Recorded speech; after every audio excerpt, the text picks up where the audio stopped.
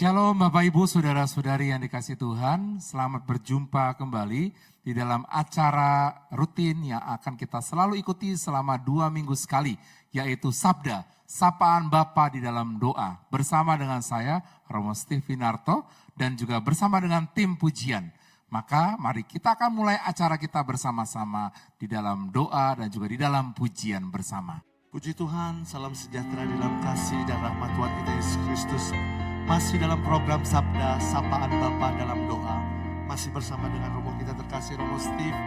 Saat ini kita kembali masuk dalam indah hadirat Tuhan. Diingatkan tentang betapa berharganya hidup kita di mata Tuhan. Sehingga ada seorang pribadi yang rela memberikan dirinya untuk pendamai atas dosa dan pelanggaran kita. Ada sebuah pengorbanan, ada sebuah harga yang sangat luar biasa yang Allah sediakan untuk saudara dan saya di dalam diri Tuhan kita Yesus Kristus. Mari kita tenangkan hati kita, lebih dalam lagi kita nikmati hadiratnya untuk merenungkan betapa berharganya cinta Tuhan untuk setiap hidup kita. Kami masuk lebih dalam lagi dengan tanda kerahiman-Mu ya Bapa, Bapa, Putra dan Roh Kudus. Amin. Sungguh tidak ada kasih yang lebih besar daripada kasih-Mu ya Bapa. Engkau yang rela memberikan putramu sebagai pendamai atas dosa dan pelanggaran kami. Pengorbanannya adalah kehidupan buat kami. Dan dengan penuh ucapan syukur dan kerinduan, ini kami untuk memuji-Mu, ini kami untuk memuliakan-Mu, ini kami untuk menyembah-Mu. Allah Tritunggal yang Maha Kudus, Bapa, Putra dan Roh Kudus, Tuhan keselamatan hidup kami. Terima kasih Tuhan untuk kasih yang terindah, untuk karya terbesar dalam hidup kami. Kami puji Engkau Tuhan. Kasih yang terindah, hati yang mulia, hanya ku temukan di dalam-Mu, Yesusku. Pujian dari hatiku, selalu di setiap waktuku, tiada pernah berubah kasih-Mu. Karya terbesar, karya terbesar dalam hidupku, pengorbanan-Mu yang selamatkanku. Engkaulah harta yang tak ternilai, yang ku miliki dan ku hargai. Yesus, Engkau ku kagumi. Sungguh kami kagum akan Engkau, kami hormat akan Engkau. Engkau yang telah menyatakan kasih-Mu bagi kami. Kami memuji-Mu Tuhan. Kasih yang terindah, hati yang mulia, hanya ku temukan di dalam-Mu, Yesusku.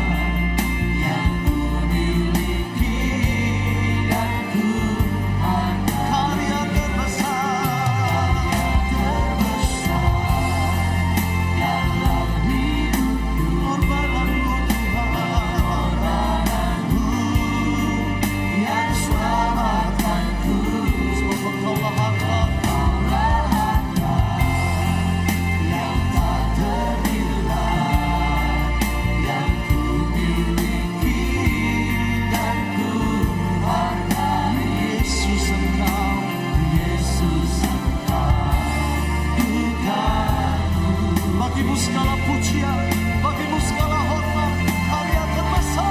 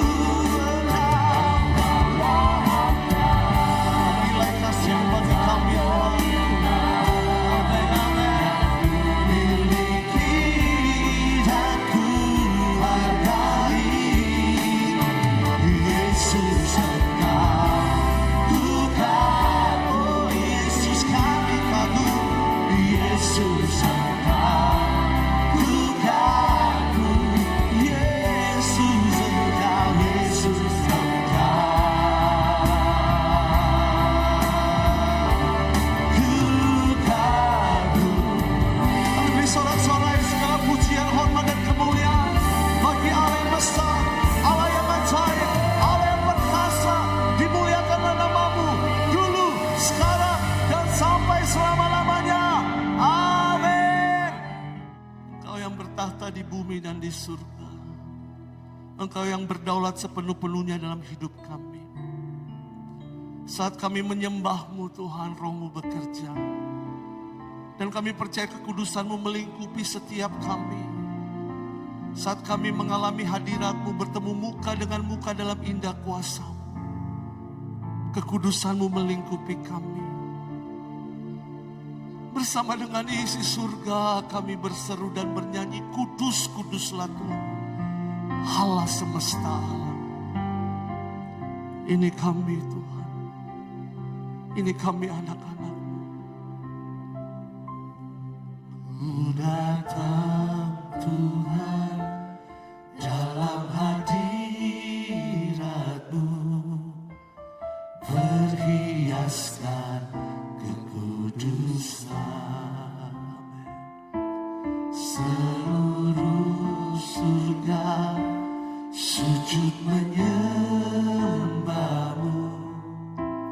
ku tersungkur dan berseru, ku datang Tuhan, ku datang Tuhan, dalam hadirat-Mu, berhiaskan kekudusan. Seluruh surga sujud menyembahmu, ku tersungkur dan berseru,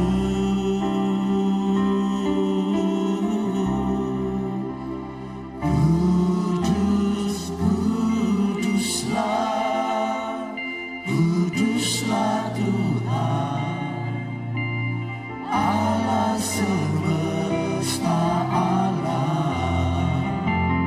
Kudus, kuduslah, kuduslah Tuhan, surga bumi menyembahmu. Kami datang dengan penuh kerinduan Tuhan. Kami datang dengan seluruh keberadaan diri kami. Kami sujud menyembah dalam hadirat-Mu yang kudus Tuhan. Ku datang Tuhan dalam hadirat-Mu, berhiaskan kekudusan. Seluruh surga sujud menyembahmu, kami tersungkur dan berseru, kami nyanyi, kudus, kuduslah, kuduslah Tuhan, Allah semesta alam. Kudus, kudus Tuhan, kuduslah, kuduslah Tuhan, surga bumi menyembah. Nyanyi kudus, kudus, kuduslah, kuduslah Tuhan, Allah semesta alam. Kami nyanyi, kuduslah, kuduslah Tuhan, surga. Dan dengan segenap hati kami berseru, kudus, kudus, kuduslah, kuduslah Tuhan, Allah semesta alam. Kami nyanyi, kudus, kuduslah, kuduslah Tuhan, surga bumi menyembah. Kudus, kuduslah,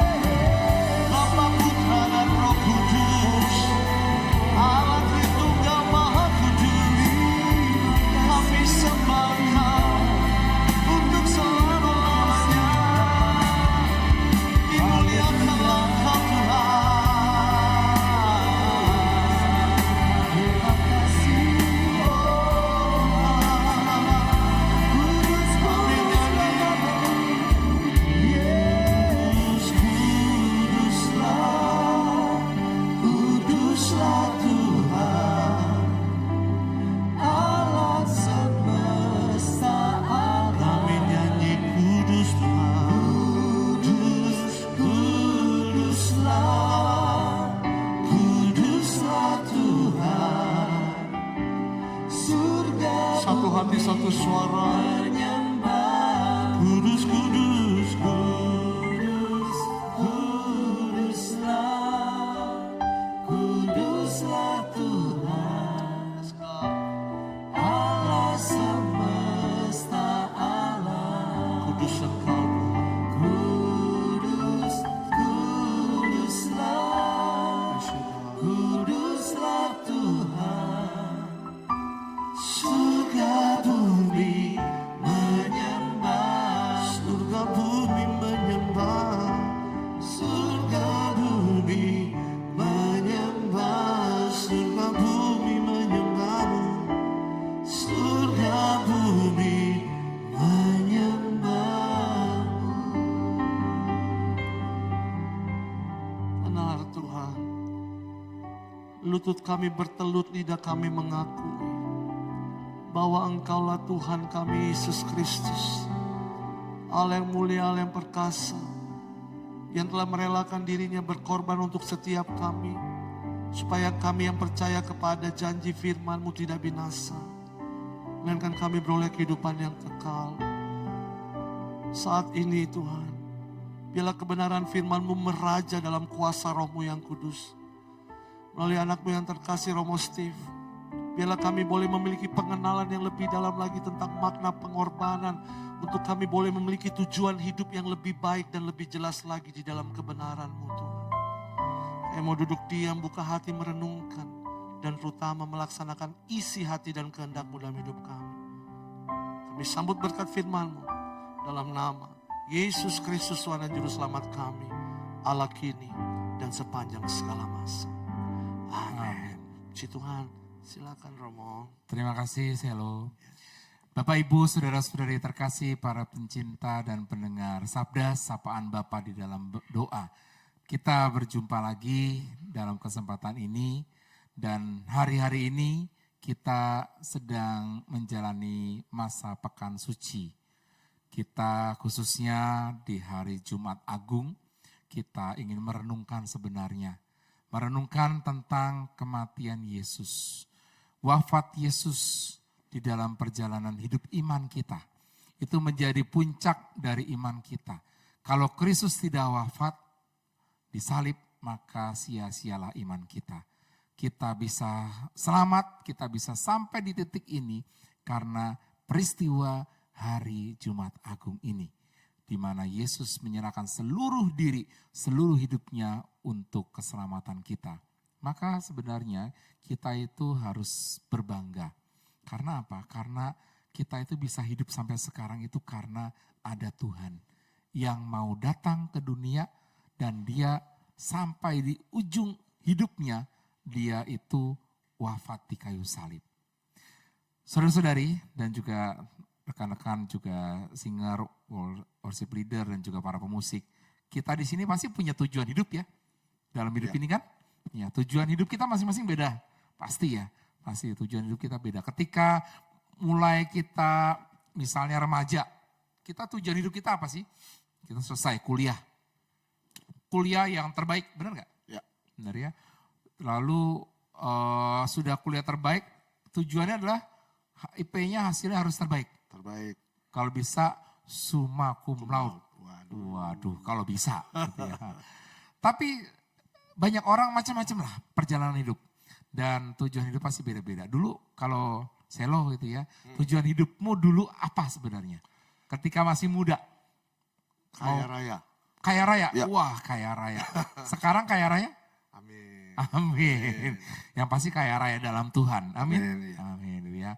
Pasti dari kita masing-masing itu punya tujuan hidup. Ya. Seperti keyboardis saya ini di belakang ini, Lukas gitu ya.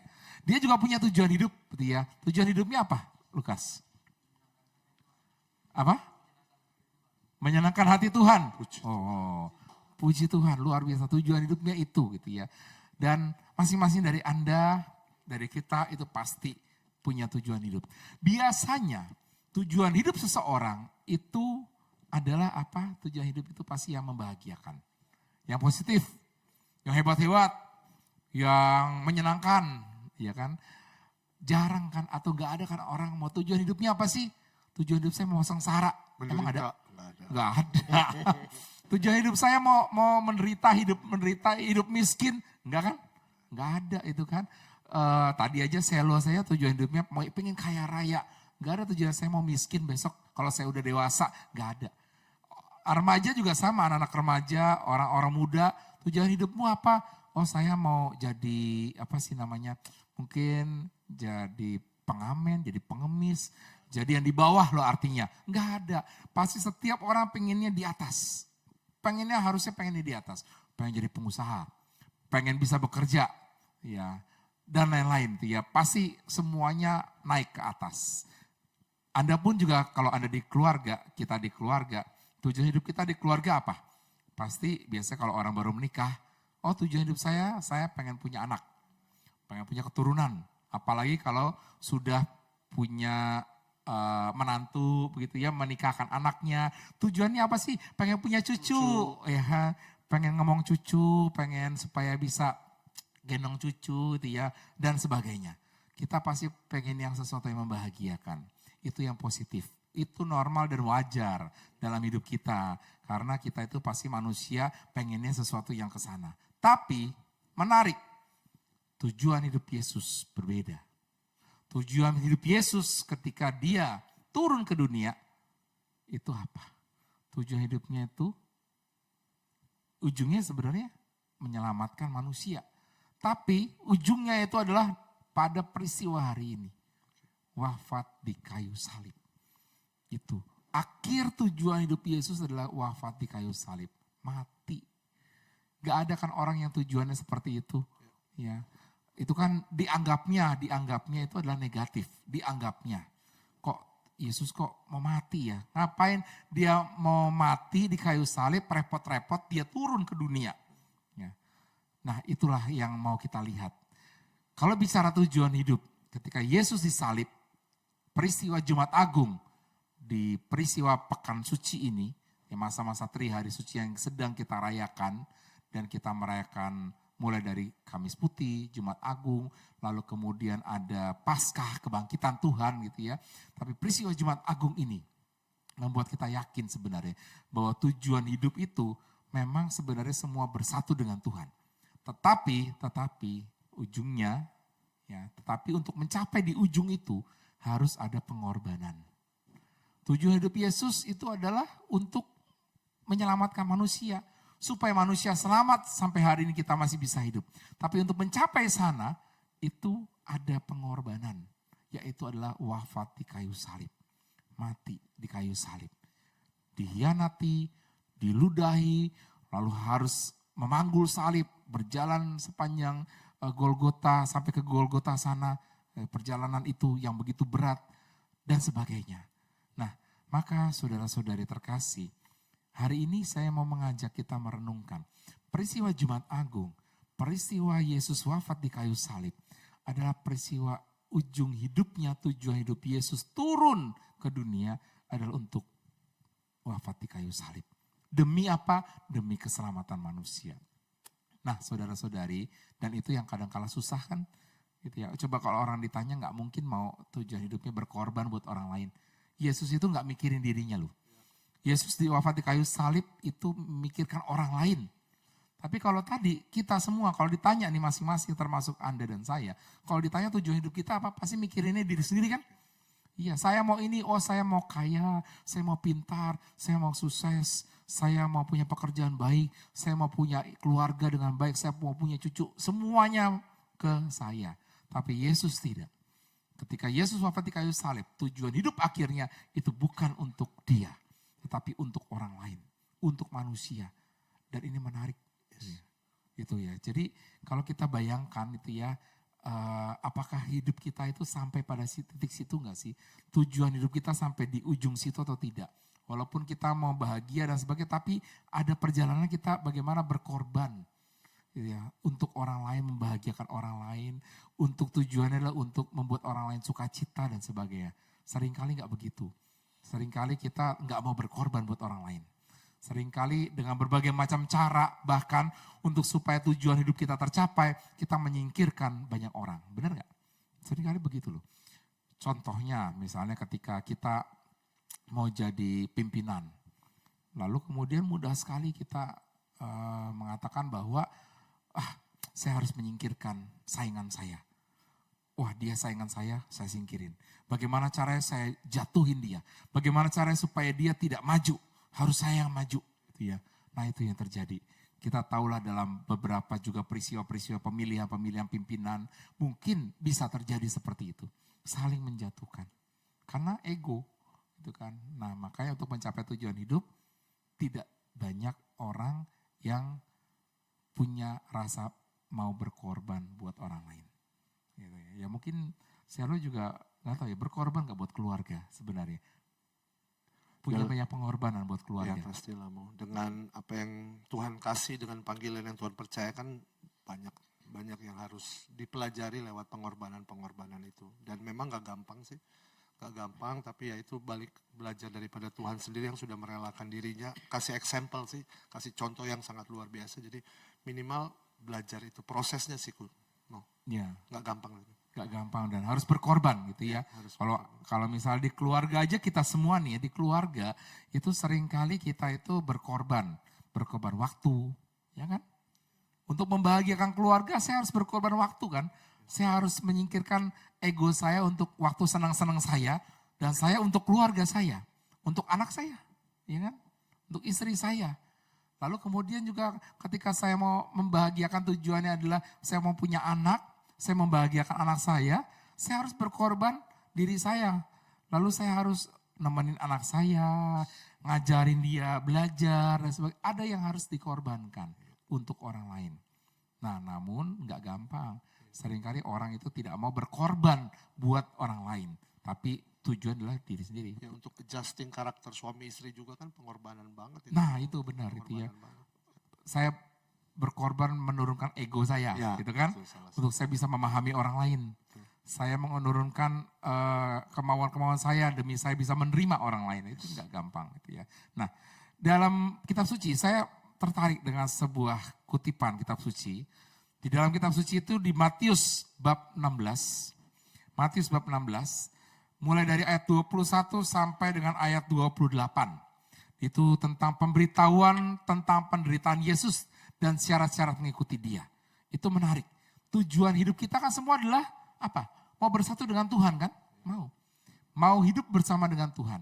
Bahkan kita mau mengikuti Tuhan selalu, itu tujuan hidup kita. Dan mana ada tujuan hidup orang tuh mau masuk neraka? Enggak mungkin. Pasti tujuan hidup orang tuh pasti mau masuk surga, bersatu dengan Tuhan. Dan ketika mau masuk surga, mau bersatu dengan Tuhan, maka apa yang harus dilakukan? Nah, itu pertanyaannya. Ketika Yesus wafat di kayu salib dan dia diangkat ke surga dalam peristiwa kenaikan Tuhan ke surga, ada peristiwanya itu ya setelah nanti Paskah. Tapi sebelumnya adalah dia bisa naik ke surga, bersatu dengan Allah Bapa, dia harus berkorban buat orang lain. Nah, maka apa harus kita lakukan? Di dalam Matius bab 16, saya bacakan satu ayat saja yang menarik. Ayat 24, Matius 16 ayat 24. Lalu Yesus berkata kepada murid-muridnya, jika seseorang mau menjadi pengikutku, ia harus menyangkal dirinya, memikul salibnya dan akhirnya mengikuti aku. Sekali lagi saya bacakan. Jika seseorang mau menjadi pengikutku, ia harus menyangkal dirinya, memikul salibnya dan mengikuti aku. Akhirnya mengikuti Tuhan. Masuk ke dalam kerajaan surga. Maka kuncinya adalah kalau kita mau tujuan hidup kita bersatu dengan Tuhan, itu ada dua. Yaitu memikul salib kita dan menyangkal diri kita. Itu ya. Ada dua, memikul salib dan menyangkal diri. Ya. Saudara-saudara terkasih, bagaimana konkretnya? Ya. Banyak orang itu merasa bahwa hidup itu terasa sebagai sebuah salib. Ya kan?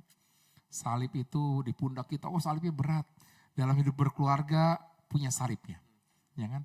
Bagaimana harus mempertahankan cinta dalam keluarga, harus mempertahankan kesatuan dalam keluarga, harus menyatukan semua hati dalam keluarga, benar ya? Itu yang gak gampang, itu salib dalam keluarga yang harus dibawa terus menerus. Ya. Lalu juga di dalam pelayanan sama nih, mungkin pelayanan ya, salibnya apa kira-kira kalau dalam pelayanan sih lo? ya harus bayar harga, pengorbanan waktu, bahkan juga ya kita keluar materi untuk melayani, kan itu salah satu wujud pengorbanan yang harus kita buat sih. Terutama waktu, umpamanya kayak gini nih tim pujian, ada waktu latihannya, ada waktu ngafalin lagu-lagunya. Jadi memang hal-hal yang seperti itu sih. Yang Jadi realitanya. ada harus yang dikorbankan Bayar gitu kan. harganya ada. Ya, harus berkorban waktu, berkorban hati dan sebagainya. Itulah. Maka kalau kita mau punya tujuan hidup dalam pelayanan kita, dalam keluarga kita, ya kita harus berani itu semua sih sebenarnya.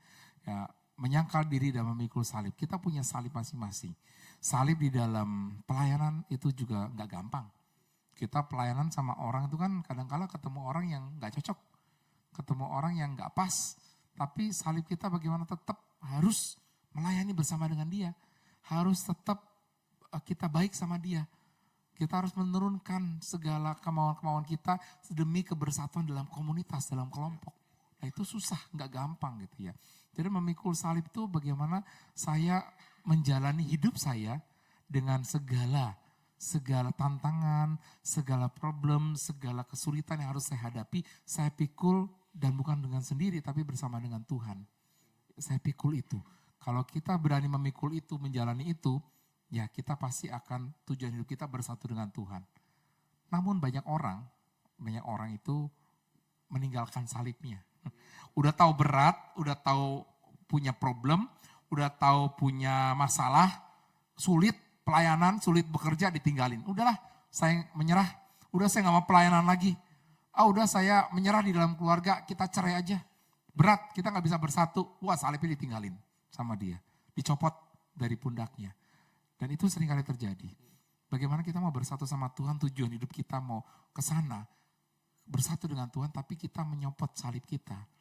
Padahal Tuhan melihat bahwa ayo pikul salibnya, kita sama-sama berjalan. Tantangan apapun dalam pelayanan, tantangan apapun dalam keluarga, dalam perkawinan, kalau kita memikul salib itu sampai akhir hidup kita, disitulah Tuhan itu pasti akan memberikan kita kebahagiaan. Ya, sorry mau aku potong. Apakah itu termasuk kepada cara pandangnya kita memandang salib itu sendiri nggak sih, Mo? Iya. Apakah kita cuma, wah ini penderitaan maka gue gak mau. Atau kita mulai berpikir bahwa karena salib itu lambang penyertaan Tuhan maka kita mau menjalaninya. Jadi relate dengan cara pandang kita tentunya. Iya benar. Salib itu kan jangan dilihat sebagai sebuah beban. Justru kan karena Yesus hari ini disalib dan dia wafat disalib, maka itu sebagai sebuah kemenangan. Jangan dilihat sebagai sebuah beban, tapi sebagai sebuah penyertaan Tuhan. Tuhan aja ada di salib itu. Dan di salib itu ada Tuhan. Nah itu. Maka di dalam salib hidup kita masing-masing ada Tuhan di situ. Kalau kita taruh salib kita, gimana Tuhan itu masih ada di kita? Tuhan itu kita taruh juga kalau begitu kan. Maka cara memandang kita tentang salib hidup kita masing-masing, cara kita menjalani problem, masalah, tantangan, kesulitan dalam kerja, dalam keluarga, dalam pelayanan, itu semua harus dilihat sebagai sebuah mekanisme dan cara pandang yang berbeda. Bukan beban, persoalan dan sebagainya, tapi juga harus dilihat bahwa ini adalah sebuah perjalanan bersama dengan Tuhan. Ya. Itu yang memanggul salib. Yang kedua itu adalah menyangkal diri. Kalau kita mau tujuan hidup kita bersatu dengan Tuhan, maka kita harus menyangkal diri kita. Menyangkal diri itu apa? Berarti kita harus menyangkal segala ego-ego kita, segala hal negatif. Tiap orang tuh punya negatif kan ya, dalam hidup ya. Tiap orang punya kelemahan, gak ada manusia sempurna. Tiap orang punya dosa, tiap orang punya hal-hal yang negatif lah. Ya. Tapi jangan dilihat bahwa itu sebagai sebuah permasalahan besar, dan kita selalu berkutat di situ. Oh, kadang-kadang ada orang mengatakan begini, aduh saya mah orangnya gak sabaran, memang gak sabaran deh. Aduh saya orangnya memang mudah tersinggung. Ya akan begitu terus. Wah saya orangnya mudah marah, saya orangnya memang begini keras kepala. Ada orang ngomong gitu kan ya. Ya udah, dia akan selama-lamanya keras kepala. Dia akan selama-lamanya mudah tersinggung. Dia akan selama-lamanya itu orangnya gak sabaran.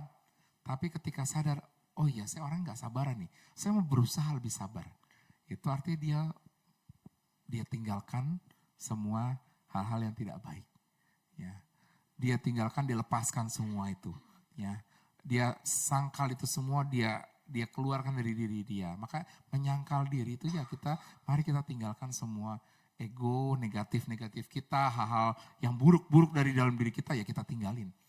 Dan itu yang terjadi. Hari ini kalau ketika Yesus disalib itu, dia mau menyadarkan kita sebenarnya. Kita tuh punya hal semacam itu. Kita punya hal negatif, kita punya dosa, kita punya ego. Ya. Mau nggak kita tinggalin itu? Demi mengikuti dia dan demi hidup bersama dengan dia. Jadi penyangkalan diri itu 3. Kenal kelemahan, keluar dari kelemahan, dan berjalan bersama dengan Yesus. Ya. Oke. Dan berjalan bersama Yesus harus juga berani meninggalkan segala kelemahan-kelemahan, hidup baru bersama dengan Tuhan gitu ya. Maka peristiwa 40 hari kemarin ketika saudara-saudari kita semua menjalani masa prapaskah, itu adalah masa kita menyadari, oh saya punya kelemahan ini, punya kelemahan itu. Dan hari ini ketika peristiwa Jumat Agung, kita merasakan bahwa Yesus menebus kita di kayu salib, maka mari kita juga tinggalkan itu semua. Dia menebus kita, dia rela digantung di salib karena dia sadar bahwa kita itu orang-orang yang penuh ego, punya dosa, punya kekurangan, punya negatif. Dan dia menebus itu. Dia menyadarkan kita, ayo tinggalkan itu semua dan ikut bersama dengan saya dalam kebangkitan. Hidup baru bersama dengan Tuhan dalam peristiwa Paskah. Ya. Maka sebenarnya 2 hal tadi. Kalau kita mau hidup bersama dengan Tuhan, mau tujuan hidup kita seperti ke sana gitu ya, yang positif itu nggak ada yang salah memang. Tujuan hidup yang positif nggak ada yang salah. Selalu pasti baik. Dan setiap orang pasti harus punya tujuan positif ke depannya. Tetapi untuk sampai ke sana, tujuan itu berani nggak kita berkorban di dalam hidup ini. Berkorban untuk orang lain. Berkorban membahagiakan orang lain. Berkorban menyingkirkan ego-ego kita. Berkorban kita tetap memanggul salib kita. Tidak melepaskan salib kita. Di tengah jalan, lalu kemudian menyerah dan sebagainya. Tapi pernah nggak kira-kira teman-teman, Selo dan lain-lain, pernah nggak sih menyerah dalam hidup? Hampir menyerah sih pernah, Mu. Hampir menyerah. Hampir menyerah, tapi kalau untuk menyerah kayaknya janganlah ya. Karena Ya, jangan sampai menyerah sampai gitu ya. menyerah karena selalu ada harapan kan dalam Tuhan. Tapi memang ada beberapa kejadian yang saya pribadi bilang, kok gue capek banget nih, gue udah gak sanggup gitu. Tapi ya itu tadi, waktu kita merasa kita lemah, waktu kita kembali kepada hati Tuhan, ya, selalu ada kekuatan yang baru dan pengharapan yang baru. Tapi kalau ditanya pernah nyerah, puji Tuhan enggak, tapi hampir nyerah ada. Ada momen-momen hampir nyerah sih. Hampir menyerah. Hampir nyerah. Banyak orang yang begitu ya. Dan ketika mereka sudah nggak tahan ini dalam masalah hidup, beban hidup, akhirnya apa? Larinya kemana-mana. Larinya bisa ke narkoba, larinya bisa ke kenikmatan duniawi lain, gitu ya. Larinya bahkan banyak yang bunuh diri, ya, mengakhiri hidup, lalu kemudian hal jelek macam-macam. Karena apa? Karena orang seringkali mudah menyerah. Tujuan hidupnya itu mungkin begitu berat, terbeban berat, dia punya salib berat, dan ditinggalkan itu. Maka sebenarnya kalau kita mau hidup bersama dengan Tuhan ya jangan pernah kita tinggalkan salib-salib kita. Tetap bawalah salib kita masing-masing dalam hidup kita. Ya, nah Bapak Ibu Saudara-saudara terkasih, satu pesan yang mau saya sampaikan dalam kesempatan momen ini adalah dalam peristiwa Jumat Agung hari ini, Yesus wafat di kayu salib. Dan ketika Yesus wafat di kayu salib itu adalah tujuan akhir hidup Yesus. Yaitu untuk mati di kayu salib dan demi menebus dosa manusia. Menebus dosa kita. Membuat kita pada akhirnya bahagia dan bisa hidup sampai sekarang karena wafat Yesus di kayu salib. Dan untuk sampai pada wafat Yesus, tujuan hidup yang seperti itu, dia harus berkorban. Yaitu untuk merelakan dirinya. Dan kita juga sama, kita punya tujuan hidup masing-masing untuk apa? Untuk bersatu dengan Tuhan. Kalau kita mau bersatu dengan Tuhan, mari kita diajak juga untuk berkorban dalam hidup ini. Mencapai tujuan hidup yang positif apapun itu, harus berani berkorban dalam hidup ini. Berkorbannya apa? Pertama adalah, mari kita menanggalkan semua ego-ego kita. Kita menyangkal diri kita mau tinggalkan kelemahan kita mau hidup baru, kita mau singkirkan segala dosa-dosa kita dan kebiasaan-kebiasaan buruk kita mau memulai dengan hidup yang baru. Yang kedua adalah, mari kita tetap memanggul salib kita. Jangan pernah meletakkan salib Anda masing-masing di tengah jalan selama kita masih hidup. Salib itu tetap dibawa di bahu kita masing-masing. Dan ketika kita memanggul salib kita, maka di situ Yesus ada. Karena Yesus ada di dalam salib itu. Dia hidup bersama dengan kita untuk menemani kita perjalanan kita menuju dengan salib. Maka semoga renungan pada hari ini bisa mengajak kita untuk semakin menyadari bahwa kita punya Yesus yang luar biasa. Yesus yang selalu bersama dengan kita, berjalan bersama dengan kita. Yesus yang tidak pernah melupakan kita dan Yesus tetap ikut memanggul salib bersama dengan kita. Salib perjalanan hidup kita masing-masing. Supaya apa? Supaya tujuan hidup kita pada akhirnya akan mengalami kebahagiaan bersatu dengan Tuhan. Maka semoga Anda bisa merayakan masa-masa hari suci ini dan merayakan Paskah dengan hati yang gembira dan semoga Anda semua selalu punya hidup baru. Pada saat perayaan Paskah Anda dirahmati dengan kebangkitan baru dari Tuhan. Amin. Kita akan berdoa bersama, kita akan mohon kekuatan Tuhan untuk tetap bisa menyertai kita. Yesus yang telah wafat, Yesus yang telah menyerahkan dirinya akan membantu kita menemani perjalanan hidup kita. Karena selalu indah hidup kita ketika kita bersama dengan Tuhan. Bukan berjalan sendiri di dalam hidup kita. Mari kita hening sejenak.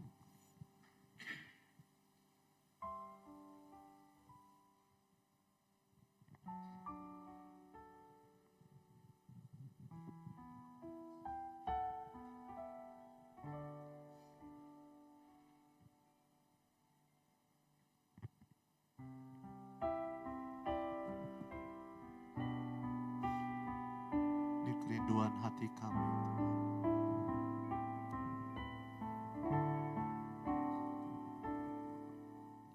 Satu hal yang ku rindu, berdiam di dalam rumah-Mu. Satu hal yang ku pinta, menikmati bait-Mu Tuhan.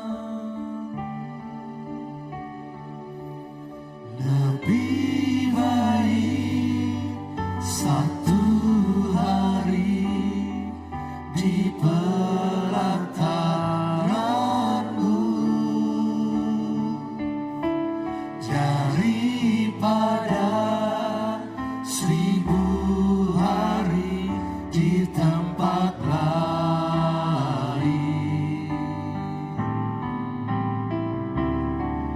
Memuji-Mu, menyembah-Mu, Kau Allah yang hidup dan menikmati semua kemurahan-Mu. Kami rindu Engkau Tuhan hidup bersama dengan kami Tuhan. Diam di dalam kasih-Mu dan Engkau tinggal bersama dengan kami memanggul salib kami masing-masing. Satu hal yang ku rindu, berdiam di dalam rumah-Mu. Satu hal yang ku pinta, menikmati bait-Mu Tuhan. Lebih baik satu hari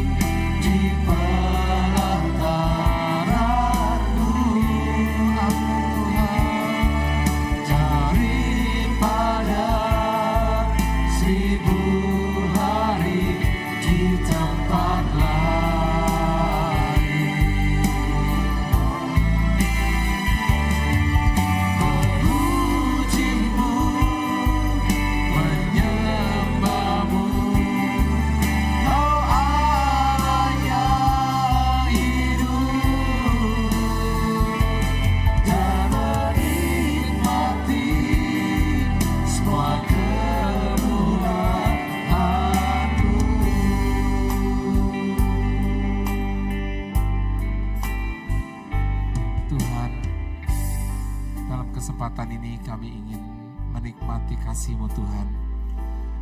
Dalam momen-momen di mana Engkau wafat di kayu salib, kami sadar Tuhan bahwa Engkaulah Allah kami.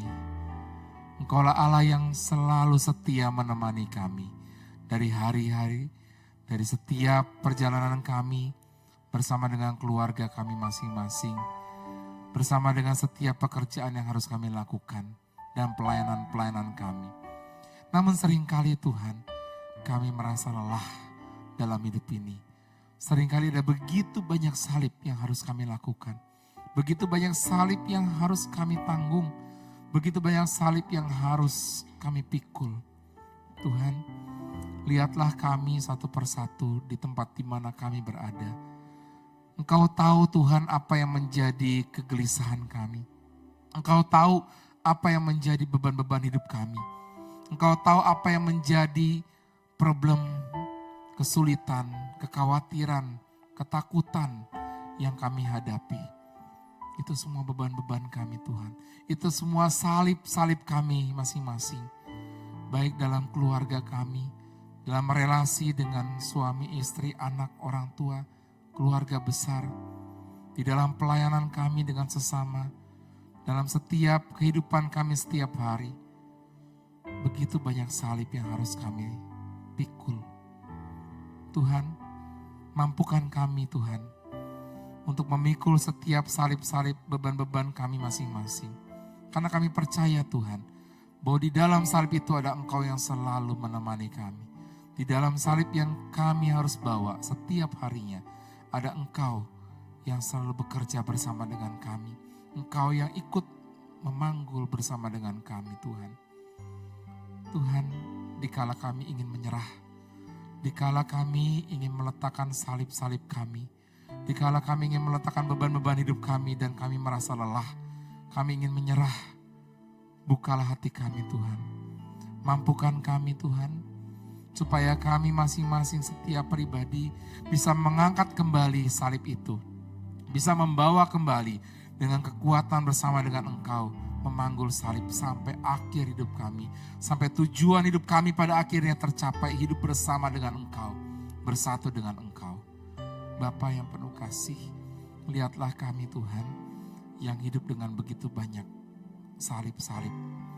Semoga kami bisa memanggul salib itu bersama dengan Engkau, dan kami tidak mudah menyerah. Di saat kami ingin menyerah, kuatkan kami Tuhan. Di saat kami lelah, segarkan kami Tuhan. Di saat kami merasa berat, ringankanlah kami Tuhan. Kami juga mau berdoa Tuhan, untuk setiap pribadi kami yang lemah. Hari ini Engkau wafat di kayu salib, menebus segala dosa-dosa kami. Engkau mau mengorbankan dirimu untuk kebahagiaan dan keselamatan kami. Engkau menebus dosa kami, menebus segala kelemahan dan kekurangan kami. Tapi seringkali kami masih banyak hidup dengan segala dosa dan segala kekurangan dan kelemahan. Tuhan, mampukan kami di tempat kami berada saat ini. Biarlah kami bisa menyingkirkan, menanggalkan semua kelemahan kami, semua segala dosa-dosa kami, segala hal yang tidak baik. Biarkan kami masing-masing bisa menjadi manusia-manusia baru berkat peristiwa kebangkitan yang sudah akan kami jalankan ini. Biarkanlah melalui wafat-Mu di kayu salib ini bisa menyadarkan kami bahwa kami punya begitu banyak dosa dan kelemahan yang harus kami singkirkan. Maka mampukan kami Tuhan untuk menyingkirkan itu semua, menyangkal diri kami, dan kami ikut bersama dengan Engkau Tuhan. Kami doakan juga Tuhan, untuk orang-orang yang menitipkan doa kepada kami, mereka yang punya kerinduan, Engkau jamah, Engkau sapa, Engkau berikan kekuatan, Engkau berikan keringanan di dalam beban hidupnya, Engkau sembuhkan dari segala penyakitnya, Engkau pulihkan mereka semua dari hari ke hari. Biarlah orang-orang yang menitipkan doa kepada kami, maupun mereka yang berdoa secara sungguh-sungguh kepada Engkau, yang mungkin belum dikabulkan, biarlah mereka tetap menaruh kepercayaan kepada Engkau. Biarlah mereka semua tetap hidup bersama-Mu Tuhan, di dalam hari-hari, dan mereka tidak meninggalkan Engkau sedikit pun. Mereka tidak juga meninggalkan beban-beban mereka dan malah mencari hal-hal yang lain. Biarlah mereka tetap menyadari bahwa Engkau selalu menyertai mereka, bahwa Engkau yang sudah wafat di salib akan terus menemani perjalanan hidup mereka dan memberikan mereka yang terbaik. Tuhan Yesus, biarlah mereka masing-masing orang-orang yang sedang mengharapkan dan rindu akan jamahan kuasa-Mu. Hari-hari ini, biarlah mereka semua mengalami kuasa-Mu berkat wafat-Mu di kayu salib. Biarlah mereka yang sudah Kau tebus juga mengalami kebangkitan hidup baru bersama-Mu Tuhan.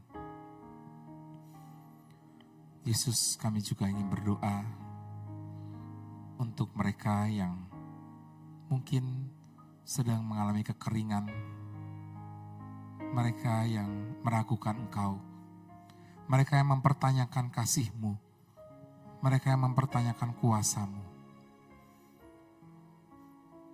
Biarlah melalui bukti nyata Engkau disalib pada hari-hari ini, mereka semua bisa menyadari bahwa Engkau wafat tidak dengan sia-sia, tapi Engkau wafat demi kami semua, menebus segala dosa-dosa kami. Biarlah mereka yang sedang mengalami kekeringan, kejenuhan, berbagai macam beban, semoga mereka semua bisa mengalami pembaharuan kembali dari Engkau. Kami serahkan Tuhan, pribadi-pribadi itu ke dalam tangan-Mu. Kami serahkan segala harapan-harapan mereka ke dalam penyelenggaraan-Mu. Biarlah Engkau sendiri yang menyapa mereka melalui doa kami ini. Biarlah mereka juga ikut berdoa bersama dengan kami. Ketika mereka merasa harapan-harapan mereka, cita-cita mereka, impian mereka belum terwujud. Biarlah Engkau sendiri yang menemani mereka untuk mewujudkan apa yang mereka harapkan. Tuhan Yesus, biarlah melalui doa kami dan acara kami pada kesempatan ini, mereka yang mendengarkan acara kami pun juga merasa Kau kuatkan.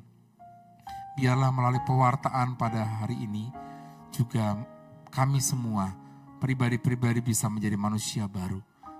Menjadi manusia yang bisa mengikuti teladan-Mu, mencapai tujuan hidup yang positif, tetapi rela berkorban, rela mengorbankan hati, tenaga, pikiran, seluruh diri kami untuk juga kebahagiaan-kebahagiaan orang lain di sekitar kami. Yesus yang penuh kasih, kami ingin menyerahkan semua hidup kami ke dalam tangan-Mu. Kami tetap rindu Tuhan, untuk berdiam bersama-Mu Tuhan. Kami tetap rindu untuk satu hari paling tidak Tuhan, kami mengalami kasih-Mu yang luar biasa. Biarlah kerinduan kami untuk berdiam bersama-Mu, tetap berjalan bersama, tetap hidup bersama-Mu Tuhan, tetap mengalami kasih-Mu Tuhan. Di dalam perjalanan keluarga kami, pribadi kami, pekerjaan dan pelayanan kami masing-masing Tuhan.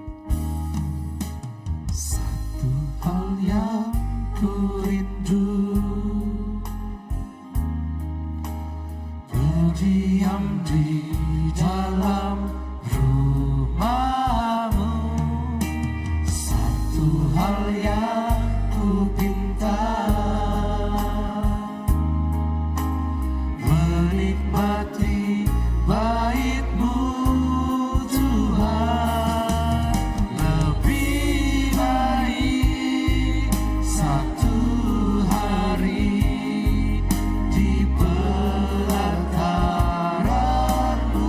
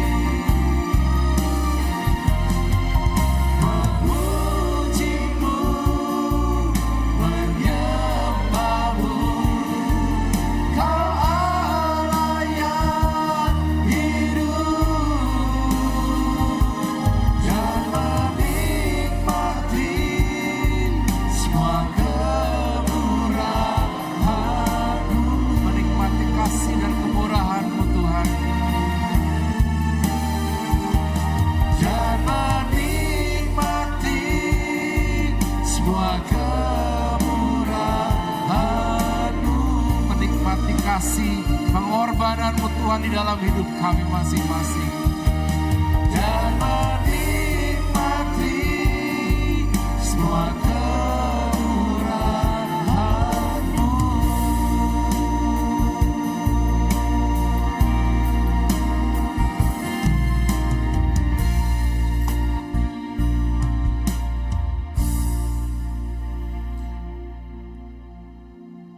Terima kasih Tuhan atas wafat-Mu di salib Tuhan yang boleh kami rasakan sebagai bagian dari penebusan dosa-dosa kami. Terima kasih atas firman-Mu, terima kasih atas kuasa-Mu yang sudah boleh memberikan kelegaan kepada kami melalui sapaan-Mu di dalam firman dan doa kami pada kesempatan ini. Semoga dengan wafat-Mu di salib, kami semakin bisa mengarahkan hidup kami ke dalam penyelenggaraan-Mu. Terima kasih Tuhan Yesus, terima kasih atas segala pengorbanan dan kasih-Mu kepada kami. Kami serahkan semua ini demi Yesus Kristus Putra-Mu Tuhan dan pengantara kami, kini dan sepanjang segala masa. Amin. Bapa kami yang ada di surga, dimuliakanlah nama-Mu, datanglah kerajaan-Mu, jadilah kehendak-Mu di atas bumi seperti di dalam surga. Berilah kami rezeki pada hari ini, dan ampunilah kesalahan kami, seperti kami pun mengampuni yang bersalah kepada kami, dan janganlah masukkan kami ke dalam pencobaan, tetapi bebaskanlah kami dari yang jahat. Bunda Maria, mampukan kami dan ajarilah kami untuk selalu bersatu dengan Putra-Mu sebagai tujuan akhir hidup kami. Salam Maria, penuh rahmat Tuhan serta-Mu, terpujilah Engkau di antara wanita, dan terpujilah buah tubuh-Mu Yesus. Santa Maria Bunda Allah, doakanlah kami yang berdosa sekarang dan waktu kami mati. Kemuliaan kepada Bapa dan Putra dan Roh Kudus, seperti pada permulaan, sekarang, selalu dan sepanjang. Terpujilah nama Yesus, Maria dan Santo Yosef, sekarang dan selama-lamanya. Tuhan bersamamu. Dan bersama Roh. Semoga kita semua, hidup kita, dan juga pertobatan kita, serta perjalanan iman kita, untuk selanjutnya bersama dengan keluarga dan juga setiap pelayanan dan pekerjaan kita diberkati, dibimbing oleh berkat Allah yang Maha Kuasa, Bapa dan Putra dan Roh Kudus. Amin. Terima kasih dan Tuhan memberkati. Sampai jumpa.